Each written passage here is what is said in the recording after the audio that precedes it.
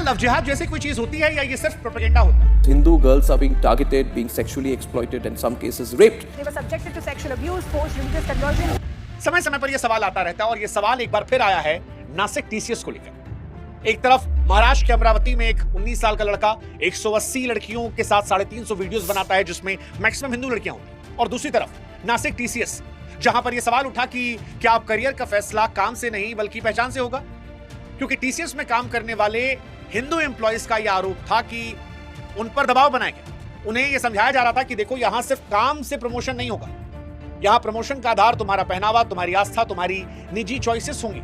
और ये एम्प्लॉयज ये दावा करते हैं कि ऐसा माहौल बनाया गया कि इसी के थ्रू उन्हें रेटिंग मिलेगी।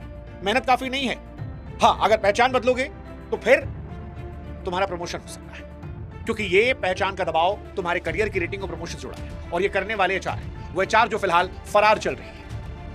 ये मामला बड़ा गंभीर हो गया क्योंकि टाटा का नाम आते ही हमारे आपके दिल में इज्जत आती है, लेकिन टाटा के नासिक यूनिट में वर्कप्लेस में जब महिलाएं आरोप लगाती हैं कि भगवान को लेकर अनाप शनाप बातें की जा रही थी, भगवान को लेकर अनर्गल सवाल पूछे जा रहे थे, उनसे उनके हनीमून को लेकर सवाल पूछा जा रहा था, तब ये चॉइसेस पर, सेल्फ रिस्पेक्ट पर, सुरक्षा पर सवाल उठा था। और अगर ये आरोप सच होते हैं तो फिर क्या ये उस पूरे कॉर्पोरेट सिस्टम पर सवाल खड़े करेंगे जहां टैलेंट की जगह पहचान को तौला जाने लगा?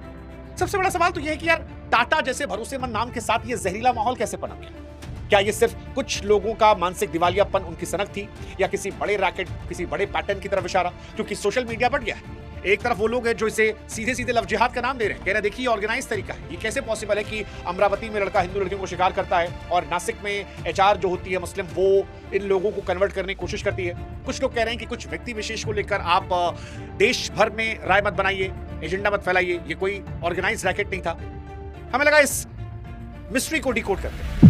हिंदू लड़कियों को टारगेट करके उन्हें मुसलमान बनाने वाले बड़ी आईटी कंपनी टीसीएस के महिला कर्मचारियों के यौन उत्पीड़न और धर्मांतरण का यह मामला है। Hindu girls are being targeted, being sexually exploited, and some cases raped.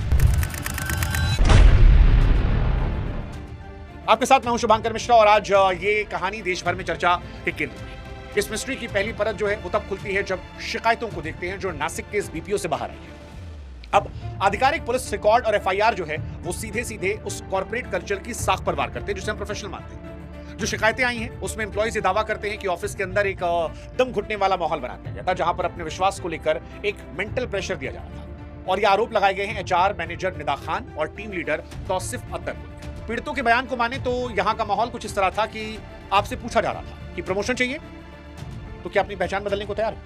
अच्छी रेटिंग चाहिए तो क्या महिला हो तो बुर्का पहनोगी, कन्वर्ट होगी?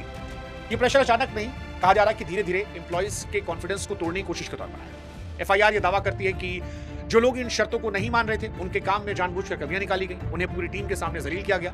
हालांकि ये दावे कर्मचारियों के हैं, अभी इनकी पुष्टि होना बाकी है। हालांकि शिकायतों की माने तो ये सिलसिला 2022 से चल रहा था, जो 2026 आते आते एक बड़े विवाद में गया। यहाँ सवाल ये है कि अगर आप एचआर की कुर्सी पर बैठे हैं तो क्या आप दूसरों की चॉइसेस को कंट्रोल कर सकते हैं? क्या पावर का इस्तेमाल लव जिहाद फैलाने के लिए किया गया, धर्म परिवर्तन के लिए किया गया? ये सवाल उठा क्योंकि एचआर की कुर्सी पावरफुल होती है और पुलिस ने जो अलग अलग एफआईआर दर्ज की है उसमें छेड़छाड़, मेंटल टॉर्चर, अपमानजनक व्यवहार के दावे। पीड़ितों की माने तो आरोपी जो थे कथित तौर पर जबरन धर्म परिवर्तन के प्रयास कर रहे थे, वैचारिक दबाव की बात आ रही थी। जांच एजेंसियां हालांकि इस मामले में एक सोची समझी रणनीति को भी देख रही है, जहां पर कहा जा रहा है कि कथित तौर पर उन एम्प्लॉयज को टारगेट किया गया जो करियर को लेकर असुरक्षित थे, यानी वो हिंदू एम्प्लॉयज जो थोड़े इनसिक्योर थे, उनके साथ ये चीजें करने की कोशिश की। अब एक तरफ दुनिया की बड़ी कंपनियों की वो चमक है जहां करियर बनता है, और दूसरी तरफ उसी ऑफिस के वो केबिन जहां पर किसी की आस्था को बदलने का खेल का आरोप लग रहा है। आरोप है कि आरोपियों ने अपनी पावर का इस्तेमाल कंपनी के टारगेट पूरा करने के लिए नहीं बल्कि एम्प्लॉयज की सोच को कंट्रोल करने के लिए। बयानों की माने तो ऑफिस के अंदर न सिर्फ मान्यताओं पर अभद्र कमेंट किए गए बल्कि स्टाफ पर ऐसी गतिविधियों का हिस्सा बनाने के लिए मनोवैज्ञानिक दबाव बनाए गए जो बिलीफ के खिलाफ थे। अब जब किसी की आस्था पर अटैक होने लगे तो सवाल उस सिस्टम के एथिक्स पर भी उठता है जो इन हरकतों को फलने फूल देता है। और सवाल इसीलिए है कि क्या कॉर्पोरेट सुरक्षा एथिक्स के ढांचे में कोई बड़ी चूक हुई? क्योंकि टीसीएस जैसी साख वाली कंपनी आज सवालों घेरे में है। टाटा ग्रुप वो ग्रुप है जो अपनी वैल्यूज के लिए जाना जाता है, वहां सालों तक ये शिकायत अनसुनी रही। ये सवाल आज कई प्रोफेशनल पूछ रहे हैं। हालांकि इस मामले में टीसीएस का रिस्पांस सख्त रहा। कंपनी ने कहा कि जीरो टॉलरेंस की पॉलिसी हमारी है और जिन पर आरोप लगे उन आरोपियों को सस्पेंड कर दिया गया। इंटरनल जांच शुरू कर दी गई। टाटा ग्रुप ने साफ किया है कि अपने स्टाफ की सुरक्षा और इज्जत के साथ वो समझौता नहीं करेंगे। लेकिन सवाल ये है कि 2022 से सब चल रहा था, 2022 से पुलिस स्टेशन में दर्ज मामले में धार्मिक भावनाओं को ठेस पहुंचाने, यौन उत्पीड़न जैसी धाराओं में शिकायत दर्ज है। अब सवाल यह है कि कंपनी की इंटरनल कंप्लेंट कमेटी और विसल ब्लोअर पॉलिसी उस वक्त कहां थी जब ये कर्मचारी दम घुट रहे थे, जब उनके साथ ये सब हो रहा था। कंपनी के साख के साथ साथ उन चेहरों की भूमिका भी साफ होना जरूरी है जिन्होंने प्रोफेशनल स्पेस को इतना टॉक्सिक बनाया।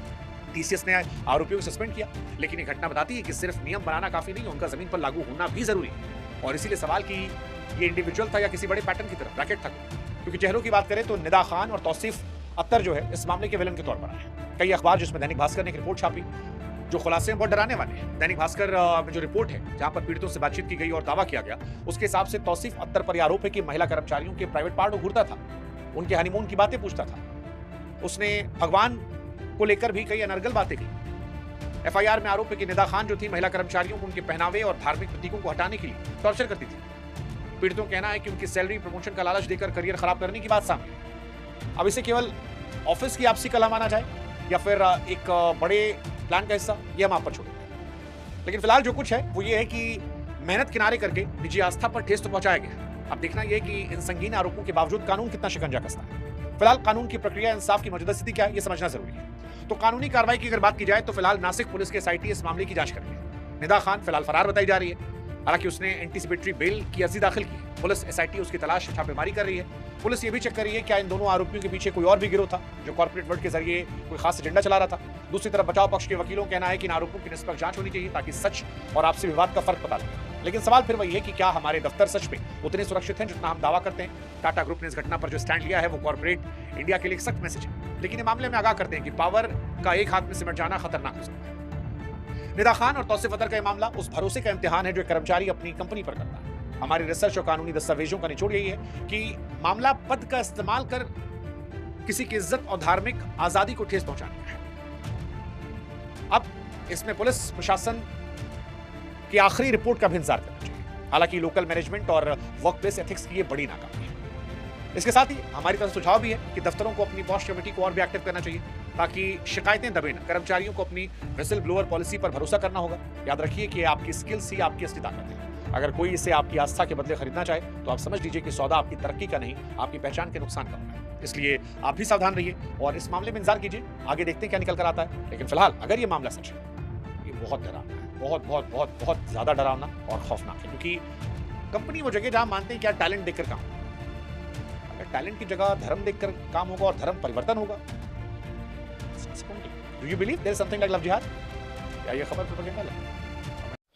जी हाँ नाज़रीन, ये थी अब तक की मालूमात जो मैंने आपके साथ शेयर की है। वीडियो कैसी लगी अपनी राय का इज़हार कमेंट बॉक्स में ज़रूर करें। वीडियो को लाइक करें और चैनल को सब्सक्राइब करें। अगर आप इस तरह की इन्फॉर्मेटिव और इंटरेस्टिंग वीडियो देखना और सुनना पसंद करते हैं तो चैनल को सब्सक्राइब करना मत भूलिएगा। हाजिर होते हैं एक नई वीडियो नई अपडेट के साथ। नेक्स्ट वीडियो दीजिए इजाज़त। अल्लाह हाफिज़।